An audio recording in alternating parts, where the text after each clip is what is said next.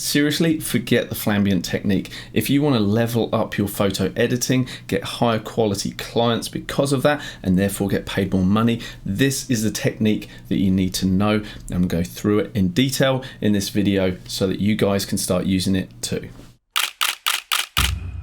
Okay, don't get me wrong, the flambient technique where we combine flash with ambient exposures to better control high contrast scenes so that we can see the interior and the exterior all in one frame, it does have its place. However, I do find that the technique I'm going to show you here where we use exposure blending does give us better results, and from my experience, my clients, the high-end architectural clients, they prefer to see how the actual environment looks without additional flash added in. Furthermore, when you start photographing large rooms, which happens when you start moving up to high-end real estate, also commercial spaces get bigger, and to light that with an off-camera flash you need a very high-powered flash, and even then sometimes you'll need multiple exposure pops to actually light it effectively. So if you can avoid all of that, set your camera up on a tripod, rattle off a series of frames, different exposures, and then combine them convincingly in post-production, then for me that's a much better option to do it that way. So let me show you my method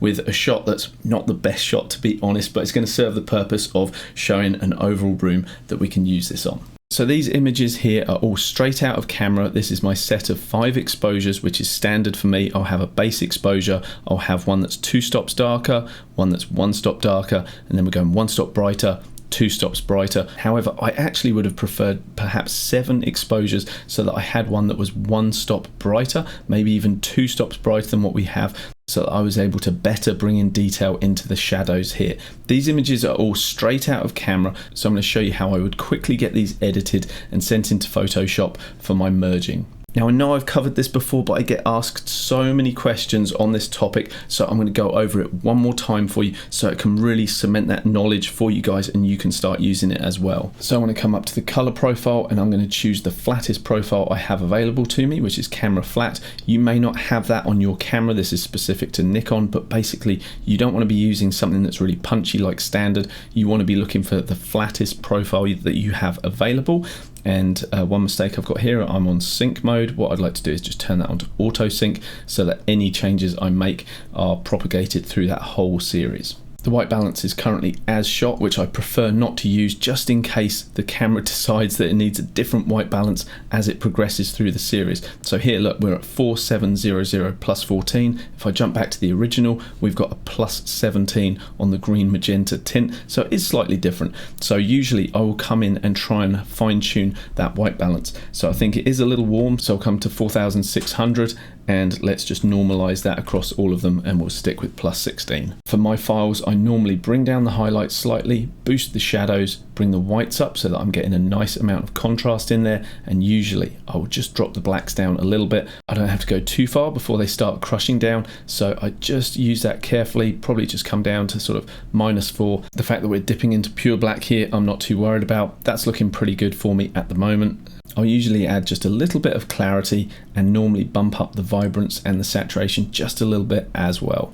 From there we'll jump into the tone curve, and what I like to do is normally boost the mid-tones a little bit, because surprisingly the interior, even when you're dealing with like the whites here and we're in maybe a better exposed image, this one here, if you look at this panel here where we know this is white, if I come along and I actually choose the tone picker here and move that over here, you'll actually see, if you look at the little dot that represents the tone on the line on the tone curve, that is pretty close to the midpoint between black and white. So normally I will just lift up those midtones ever so slightly across the whole series. In this video, I'm not going to worry about tweaking color grading, details, any of that. I'm just going to jump straight into lens correction, which is super important. We obviously want to turn on remove chromatic aberration and turn on what is the massive help of enable profile corrections. Here's our before and here's our after, just to get rid of all of that distortion.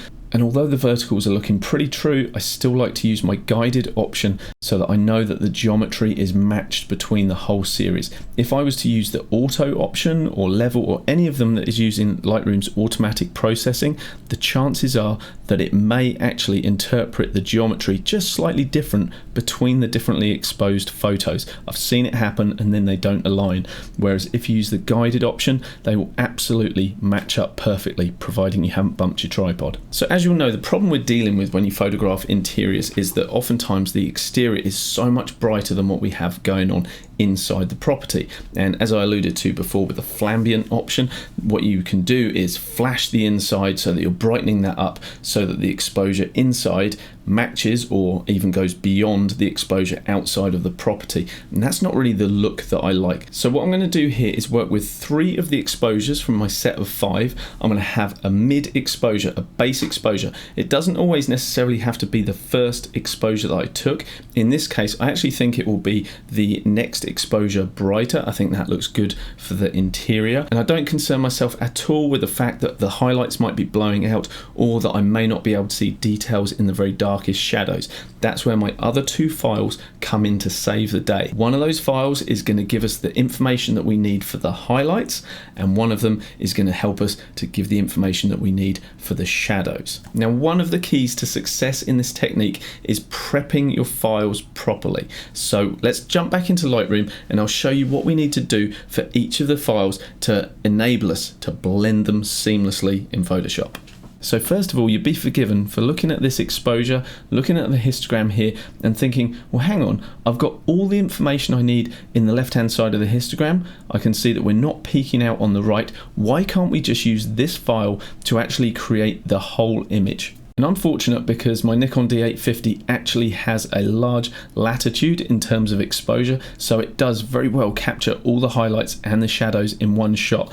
But as you see, as we start to drop the highlights, boost the shadows, things get very flat. We can mitigate this by cranking up the contrast slider, for example, and at first glance things don't actually look too bad. And incidentally, it's pretty much these settings that I use to create my proofs, which are my rough and ready, dirty versions that I can send back to my client very quickly so that they can select which photos they actually want to license from a photo shoot that I produce. But for a finished piece, it doesn't give us optimum results. Let me show you. So if I come up to the shadows in the window frame area here and I grab the exposure and I start boosting that up so that we can actually see into those shadows, you'll also see just how much noise is visible in this file. And that really isn't what we want. If I go to one of the lighter exposures where we're actually going to be stealing this information from this file for the shadows, you can see that there's barely any noise visible when we compare that to this version here. And the same is true when you're trying to recover details in the highlights as well. If we bring that exposure slider down so that we're starting to see details all in the very brightest parts out of the window here, you can actually see discoloration in the sky, and that's not a good look. So now with that knowledge of why we use different images to represent the shadows and the highlights and combine them together, let's get back to me showing you which pictures I'm going to choose from this selection and why. Okay, I've put the settings back where they were, and now I'm going to press N on my keyboard, which is going to bring up all 5 of those images because they're all selected, and we can have a little look and a comparison. So the first image on the left-hand side here, this is what my camera thought was the correct exposure when I was on site. However, for the interior and for my base image, I actually think this 4th one in the set, which is 1 exposure brighter, that actually looks like it's going to be a better middle ground to work with. So I'm going to go with this one as my base. I'm then going to use the one above it, the brighter one, to deal with the shadows. As I said before, I would have actually preferred a 1 stop at least brighter than that as well to deal with those shadows, but this is going to be better than working with this file for the shadows. And then I need an image to deal with the highlights, which could be this one, but I think this is going to be our winner today. Now, if I double click that so we can actually see the histogram and we compare that with the one before, you can actually see that this one's too dark, reason being that the histogram doesn't even start at the end here, so we can see that the highlight exposure is actually starting to the left of the histogram here. That is too dark. I want it brighter than that. This is much better. So I'm going to deselect all these photos and I'm just going to pick each one that I want to use. So this is the one that I'm going to use for the sky outside and my highlights. This one is going to be my base exposure, and this one here is going to be what I use for the shadows. So in terms of the base exposure, I'm going to leave everything as it is, but as you can see from the warning here, we are blowing out the sky. It is pure white. We don't want that. So coming to our rescue will be this file here. So we need to prepare this file so that it can blend in seamlessly with this base layer. So what do we need to do? Well, what I want to do is make the highlights look as good as possible, while at the same time bringing up the midtones so that they roughly match the image that we're trying to blend them with. So what we're going to do is come over, the highlights are looking pretty good, but if I drop them down a little more, that's going to allow me to grab the overall exposure slider and bring that up, thus boosting up those midtones and still protecting the highlights outside. Just from looking at the thumbnails, I can see that the ceiling is a little darker in this version that we're working on. So to fix that, we're just going to grab the shadow slider and just boost that up slightly. I can also grab the blacks and bring those up. I bring the exposure back down just ever so slightly and make sure that we're not losing too much contrast. And now if I toggle between the two photos, here's our base layer and here's our layer to deal with our highlights. And as you can see, the midtones, they're pretty close, probably close enough for me to do a pretty convincing blend at the moment. Now I want to do the same thing with the shadow file of bringing down these midtones whilst making the shadows look really great, really interesting. So let's bring the highlights all the way down. That's going to help control those. We can also grab the white slider and start to bring that down. I'm going to boost the shadows up so that we are getting a nice detail into the shadows, but I still want a nice level of contrast. And rather than just grabbing the contrast slider and pushing that up, because that is just going to crush those blacks back down and lose all that detail, this time what I'm going to do is just grab the black slider and pull that towards the left. You guys don't have to do this, but sometimes I find just boosting the clarity slider for the shadow layer also just helps to enrichen that sort of level of contrast in those deep shadows as well. So now we have our base layer, we have our layer to deal with the highlights, and we have our layer to deal with our shadows as well. I think the midtones may be just getting a little bit bright, so I'm just going to grab the overall exposure slider and just bring that down a little bit, but still making sure that I keep interest in those shadows. And now from this stage, there's actually two different methods that we can use for getting our files into Photoshop. There's one method that is if you have a little bit more confidence and you're happy with what you've done, and that would be to open as layers in Photoshop. Lightroom's going to send them out as 3 distinct layers, and you can then apply your masks onto those. However, if you want to fine tune things afterwards, you can't do it doing that way. So we're going to send these raw files into Photoshop as smart objects, so they're still editable, so that if you feel like when you've done your merge, something's not quite right, it looks a little flat for some reason, which is a complaint that I hear that most commonly. So you can go back into those raw files and make adjustments and go, okay, I've figured out why it didn't look quite right. My shadows were boosted too high. As soon as I've dropped that back, it looks good. So use this technique if you're just getting started, send them in as smart objects. So we make sure we have our 3 files selected, we right click and we come to edit in, and then at the bottom here we've got the 2 options that would be of interest to us: open as smart object in Photoshop or open as layers in Photoshop. This option is obviously going to throw them all into one single file, which is great. Whereas when we do open as smart objects in Photoshop, we're going to end up with 3 separate files that we need to combine into one, which is easy enough to do. So I just like to pull the files out so that they're free floating palettes. So I just come up to their tabs and click and drag. I then press V, so I've got the move tool, and I just drag them one over the top of the other. I hold shift while I'm doing that to keep them aligned. So let's grab this one, hold shift and release, and then I just close the others down without saving them. It's a nice idea to come through and rename your layers so that you actually know which ones you're working on. So the first thing we'll do is actually bring the highlights into the base layer. So this is our highlights version where the interior doesn't look so good as it does in the base layer, but the highlights look so much better out of the window, out onto the deck here. And so how can we bring those in? Well, it's all thanks to this amazing little panel here called 𝗨𝗀𝗄𝗧. And all we need to do is tell 𝗨𝗀𝗄𝗧 that we want the highlights. So that's denoted by the L for lights. And so I've clicked that, and look at this, it's created a mask for me. As you know, white reveals, black conceals. So the areas that would be revealed would be the white areas, the sky, and then to a lesser extent, the mid-tone grays, and where it's black, you're not going to see any of that. And what we can do is actually grab this little green slider on the side here, and we can move it up to actually expand the selection, or we can bring it down to create a more refined and tighter selection. However, again, another key that we need to consider is that if we want the blend to be believable, we're going to need some of these mid-tone grays to create a natural transition between the 2 frames. If you go too extreme, and you create a really tight mask with no fall off, it is going to be obvious that you've tried to composite two different frames together. So I would recommend a nice selection that's nice and bright out of the windows, but also contains some of this sort of grey data as well. Maybe somewhere around there may be good, that may be better.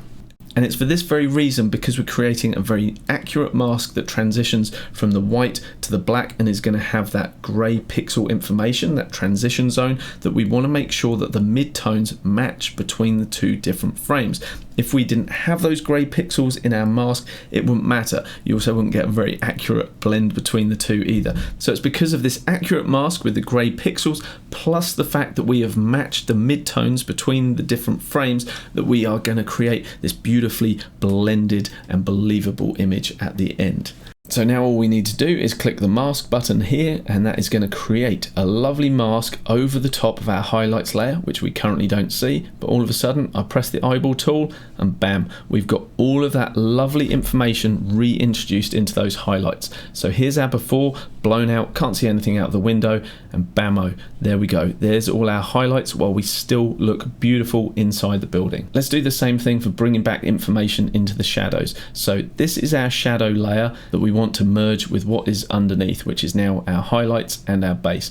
So what we're going to do is hide the shadow layer temporarily, because we want to just use the pixel information that we see here to create our mask. We don't want to create the mask from the layer itself, so that's why we hide it. So I'm going to come up to 𝗨𝗀𝗄𝗆. This time I don't want to press on L for lights, I want to come over to the other side, I want to click on D for darks, and there you go, it's created a dark pixel mask. So now where it's white, it's selecting the shadow pixels, the very darkest pixels, which is exactly what we want. We've then got some midtones where it's tapering off, and it's pretty much black outside the window, so we won't be pulling any of those dirty pixels from the shadows layer into our final composite. But again, we want to play around with this slider, and we just want to refine this mask a little bit.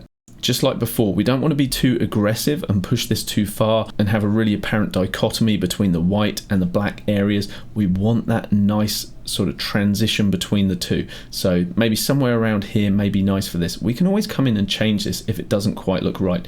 But for now, let's go with this. Let's click the mask button, and now we'll come back down to the eye icon, click that, and there you go. Look at that. We've got all of that detail introduced into the shadows. The detail that wasn't there before, but it is now. So now we've got our three layers in play. Let's come down to the base layer, and we can look at our before, and you can see that we're overexposed outside and we're very dark in all the details of the shadows there. And there you go. We've brought back all of that information very simply with this simple technique.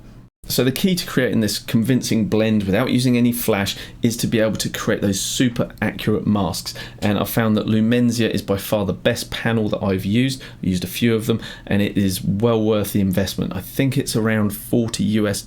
I've got a link in the description below for you to check it out. But honestly, like one of my photos, I'll sell a license for that for $100. So I sell one photo and it's paid for itself. So if you're serious about making money in real estate photography, in architectural photography, you got to invest in the tools. As I've said before, you think how much money we spend on all our fancy gear, right? Our lenses, our cameras, whatever. Software nowadays, the cost is negligible. It really is, even for like subscriptions for Lightroom and Photoshop and all the other stuff that we have available to us.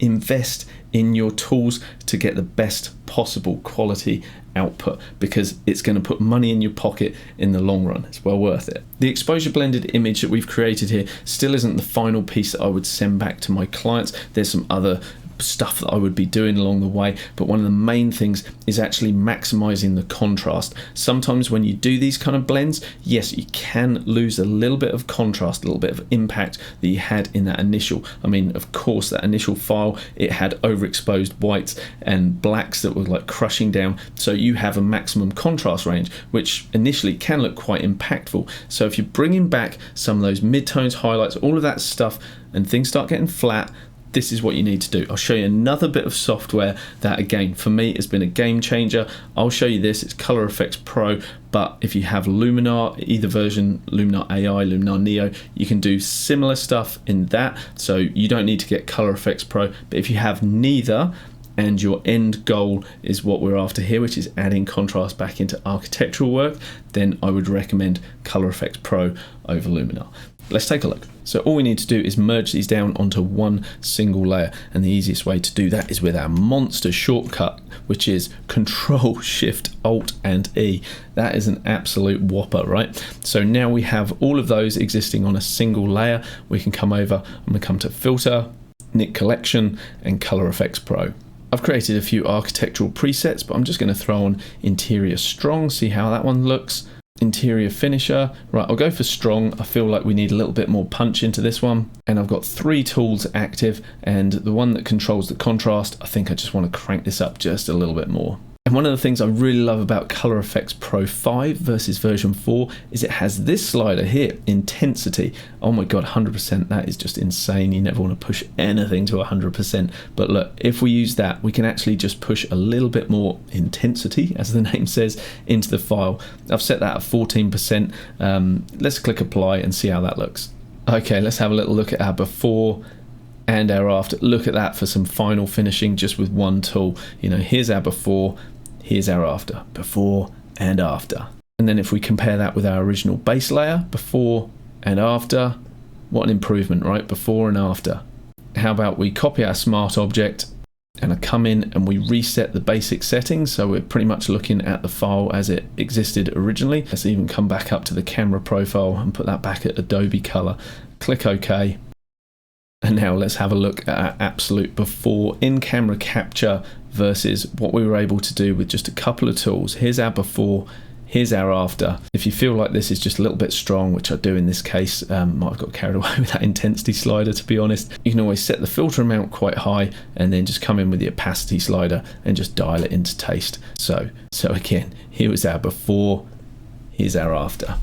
That's a pretty big improvement, right? But please let me know what you think of this technique in the comments below. And if you want to get hold of Lumensia, which I strongly recommend, I'll put a link to that in the description below. Greg Benz, who creates that, also has a course all about exposure blending, and he's got some really in-depth techniques in there as well. So he goes into some of the other applications of this panel, because it's not just what I've shown you here. You'll see there's a lot of other buttons that do other things. So it's really useful tool to get hold of. So his course is also worthwhile getting if you're going to get the panel. Also, you can get color effects from the link in the description below, which is part of the Nik collection, which I find very useful. To be honest, I predominantly use Color Effects Pro. For me, that is the daddy Mac. The other ones, they're pretty good and useful in certain circumstances, but if you're into architectural photography, that is what's going to give you the most bang for your buck. But the other tools are pretty useful as well. Thank you so much for watching, guys. Again, let me know what else you want to learn. There are other ways to skin a cat, right? There are other techniques for exposure blending. There's HDR, there's variations of how you can do HDR. There's Flambient plus HDR. Your mind can blow. But what I've shared here is what I believe to be the premium technique for getting the best results. Hope you enjoyed it, and I'll see you in the next one.